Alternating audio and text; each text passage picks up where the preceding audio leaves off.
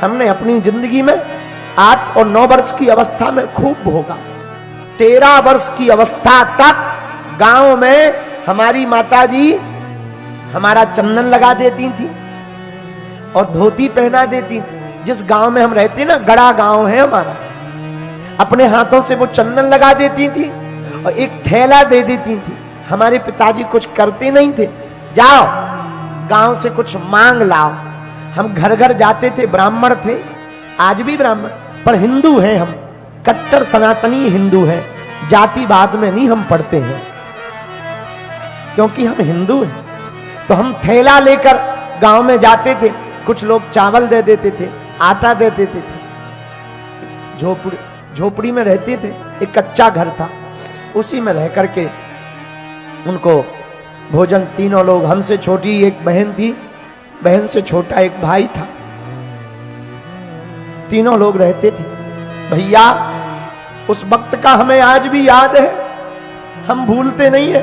आप सुनकर आश्चर्यचकित होंगे, जितने युवान बच्चे, युवान भाई, युवान बहनें बैठी हैं, हम हाथ जोड़कर भैया प्रार्थना करेंगे, कभी अपने बीते हुए कल को मत भूलना। चाहे जितने महान बन जाना, चाहे जितने बड़े बन जाना, बीते कल को मत भूलना भैया। हमें आज भी याद है, जब घर पर कुछ नहीं होता था, माताजी कहती थी, बेटा तुम घर से मुस्कुराते हुए निकला करो। सच बता रहे, 3-3 दिन तक भोजन नहीं होता था, चावल की रोटी खाते थे। और हमको वृंदावन जाना था भागवत कथा पढ़ने, बच्चे ही थे छोटे से, तो वृंदावन जाना था भागवत सीखने। 2000 रुपया किराया हमें पिताजी को लगना था। 20 मकानों में गए थे हम मांगने, 1 रुपया भी उधार नहीं दिया था। क्यों? क्योंकि ये गरीब है, चुका नहीं पाए। 100 रुपया उधार नहीं दिए थे। 2000 तो छोड़ो, 3-4 दिन तक भूखे प्यासे जिनके पास हम मांगने जाते थे, वो हमारे ही सामने रोटी खा देते थे और हम बैठे रहते थे कि अब रोटी खा लेंगे तो सुनेंगे, शायद अब दे देंगे। सुनी नहीं। उन लोगों की बता रहे जो आज भी हमसे जुड़े हैं, हमने उनको आज कुछ नहीं कहा, ना हम कहते हैं, भगवान की कृपा है। लेकिन भैया वृंदावन के लिए भी 2-2 हजार रुपया नहीं दिया। क्यों? क्योंकि गरीब है। इस देश में कर्जा भी अमीरों को मिलता है, गरीबों को नहीं मिलता। कर्ज भी अमीरों को दिया जाता है। राम कथा, हनुमान जी महाराज की कथा, भागवत, यह हम इंसानों को प्रसन्नता रहने के लिए, प्रसन्न रहने के लिए मार्ग बताती है कि हम कैसे अपने जीवन को चलाएं और प्रसन्न रहें। लेकिन आए दिन देखने में आ रहा है, हमारे बागेश्वर धाम के धीरेन्द्र गर्ग शास्त्री अपनी कथाओं में अपने अतीत को लेकर इस तरह रोते हैं कि पूरा पंडाल रोने लगता है। वह कहते हैं कि हमारा बचपन बड़े ही अभाव में बीता। हमने एक कमरे में बहन भाइयों के साथ बरसात में मुसीबतों के साथ रहा है, और स्कूल जाते थे हम छोटे पे तो गरीबी के कारण हमारा तिलक मिटा दिया जाता था। हम एक कुर्ता पजामा में 15 अगस्त 26 जनवरी को जाते थे। हमें लोग गरीबी के कारण शादी का कार्ड नहीं देते थे, परिवार वालों को देते थे। इस तरह वो अपने परिवार वालों को भी बदनाम कर रहे हैं। बाकी गांव वाले के बारे में इनका कहना है, जहां ये रहते हैं बागेश्वर धाम पर, उन लोगों का चरित्र इस तरह का बताते हैं कि वो क्रूर और निर्दयी थे, क्योंकि उन्होंने हमें 20 दिन तक हम सारे गांव में घूमे, हम और हमारे पिताजी, हमको 1 रुपया उधार नहीं दिया, हमें वृंदावन जाना था। इस तरह वो है अपने अभाव की कथा प्रारंभ कर देते हैं और जोर जोर से स्वयं रोने लगते हैं और आम श्रोताओं को भी रुलाते हैं। यह उनका चित्रण सहानुभूति के लिए है। वह अपने गांव वासियों का गलत चित्रण कर रहे हैं, उन्हें बदनाम कर रहे हैं, उन्हें क्रूर बता रहे हैं, उन्हें निर्दयी बता रहे हैं, जबकि उन्हीं सभी के प्रभाव से वहाँ प्रभु हनुमान जी महाराज ने बागेश्वर धाम पर कृपा की है तो इस तरह वह लोगों को अपनी सहानुभूति पाने के लिए, उनसे धन उगाही करने के लिए लड़कियों का विवाह करना बताते हैं, अन्नपूर्णा रसोई बताते हैं। यह नहीं बताते कि वहाँ प्रतिदिन कितने दर्शनार्थी आते हैं, कितने श्रद्धालु आते हैं और कितनी दान दक्षिणा चढ़ाई जाती है।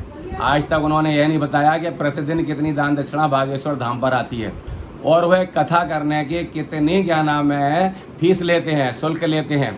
और ना ही उन्होंने ये बताया कि विज्ञापन द्वारा कितना धन इकट्ठा किया जाता है, जबकि वह रो रो कर अपने अतीत की कथा सुनाने लगते हैं। और यह सिर्फ इसलिए करते हैं कि इनके पास और धन इकट्ठा हो जाए और इनको सहानुभूति मिल जाए और लोग इनकी कथाओं में आते रहें। जय बालाजी। जहाँ हमारा गांव है मध्य प्रदेश में, छतरपुर के पास में, उस गांव के हम ब्राह्मण हैं।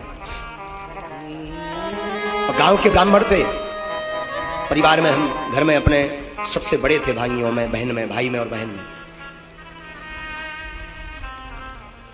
महाराज पिताजी कुछ करते नहीं थे, तो हमने अपने घर में रहकर, जहां हम रहते थे, 8 वर्ष तक भीख मांगी। 8 वर्ष तक भीख मांग करके दास ने खुद जीवन चलाया। और उस वक्त के कई वाकया ऐसे हैं जो हृदय को बार बार झंझोड़ देते हैं, बार बार वो याद आते हैं। हम जब पढ़ने जाते थे गांव में, खैर ये, हाँ सुनो, जब पढ़ने जाते थे हम गांव में, तो हमारी आदत थी बचपन से ही महाराज तिलक लगाने की। बचपन से तिलक लगाते थे। तो सरकारी स्कूल में पढ़ते थे क्योंकि पैसा तो था नहीं, भीख मांग करके भोजन करते थे। माता पिताजी भी थे, भीख मांग करके अपना परिवार चला। स्कूल में पढ़ने जाते थे, हमें बार बार स्मरण है, स्कूल में जब हम पढ़ने जाते थे तो छोटे छोटे जो हमारे मित्र थे, बच्चे, जबरदस्ती सिर पकड़ के हमारा तिलक मिटा देते थे, जबरदस्ती। इसलिए मिटा देते थे हम, इसलिए विरोध नहीं कर पाते थे क्योंकि हम गरीब घर से थे। कोई जब उत्सव होता था 26 जनवरी या 15 अगस्त, तो सबके नए नए कपड़े होते थे। हमारा सिर्फ एक ही कपड़ा होता था, एक कुर्ता एक पजामा। बचपन था हमारा, हमें वृंदावन पढ़ने जाना था, भागवत। उस वक्त 2000 रुपए किराया नहीं था, तो हमने सोचा कि उधार मांग लिया जाए। तो जो गांव के लोग थे, हमने उन सबको उधार मांगा, हमें वृंदावन जाना है, 2000 रुपए उधार चाहिए। महाराज 15 दिन तक घूमे, किसी ने उधार नहीं दिया, किसी ने उधार नहीं दिया था। क्यों? क्योंकि उन्हें पता था कि अगर हम इसे उधार दे देंगे तो ये चुकाएगा नहीं। कार्ड, शादियों के कार्ड जो होते ना, कार्ड में पूरे परिवार का नाम आता था, सिर्फ हमारे पिताजी का नाम नहीं आता। क्यों?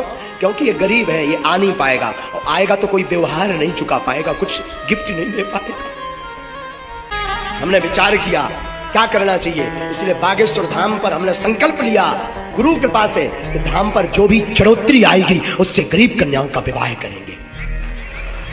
हमें अपनी आप बीती बताता हूं, 4-4, 5-5 दिन तक पार्ले जी, उस जमाने में 1 रुपए का आता था, छोटा पैकेट पार्ले जी, 1-1 रुपए का पार्ले जी खा खा करके पेट भरा हमने।